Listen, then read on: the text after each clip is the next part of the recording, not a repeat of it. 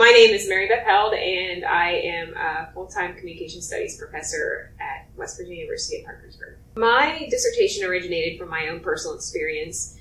In my last semester of my doctorate coursework, I ended up with a pinched nerve and on the couch for many hours, and as a result of that, students were coming to me on a very regular basis telling me about their problems. So that made me realize that a lot of students have a lot of chronic health conditions on our campus and they needed an outlet. And as I was laying on the couch one day, I realized, man, I don't feel like being a student or a professor right now. I just feel lousy. I wondered, how the heck are my students making it through? So there is my dissertation. My dissertation's on students with chronic physical impairments. My research question was, what are lived experiences of students with chronic physical impairments who are persisting at a small rural community college? And of course, that community college was here at WVUP. So I ended up interviewing 15 participants. One ended up dropping out, so I really ended up interviewing 14. Those 14 people all met the criteria of persisting. My definition of persistence was that they were attending 2 consecutive semesters of college and had a minimum GPA of 2.0. They had to have the impairment. It had to be physical, so they could have mental impairments, but their primary impairment had to be physical. So anything ranging from, I had a student that I interviewed who had a liver transplant and Chiari malformation and type 2 diabetes and back problems and neck problems. So all of that would have been considered a physical impairment. My dissertation impacts students. I don't know if it impacts students as much as it impacts what we've learned from students that have chronic physical impairments. I was not looking into specifics. I literally wanted to know the lived experiences of students. So I was only trying to capture what their lives were like. I used the lens of thriving and positivity and resilience as my theoretical framework, which really helped structure exactly what it was that I was looking into.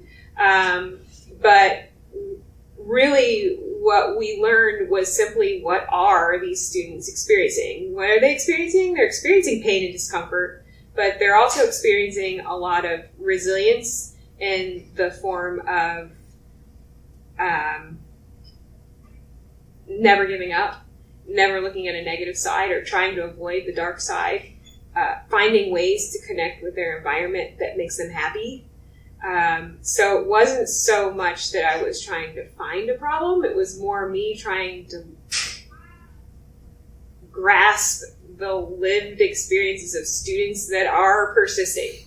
Like in my presentation earlier, I think that the most alarming result of my dissertation was that only one student mentioned a professor as being a support. They mentioned family members and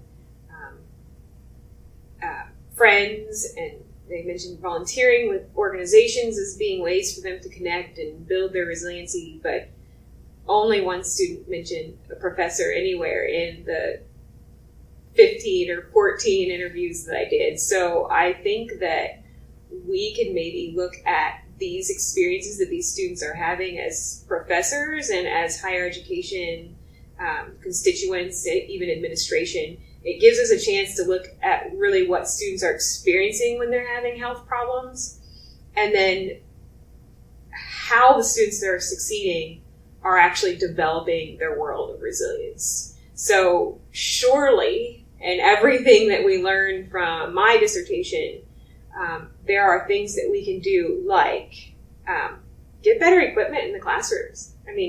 Chairs that are falling apart, get rid of them.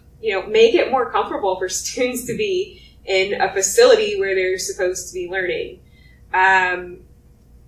Students or higher education constituents need to be finding better ways to engage students on campus. If chronically impaired students are volunteering and they're getting their energy from other people by relating to their community, we really need to be working on campus engagement. Students need to be engaged on campus so that they get their resilience from interacting with people and having some kind of like connection with, people in a world around them that they're surrounded by every day when they come to school. So there's a lot that we can learn from the students with chronic health impairments. They can also help every student, not just the ones that are chronically impaired.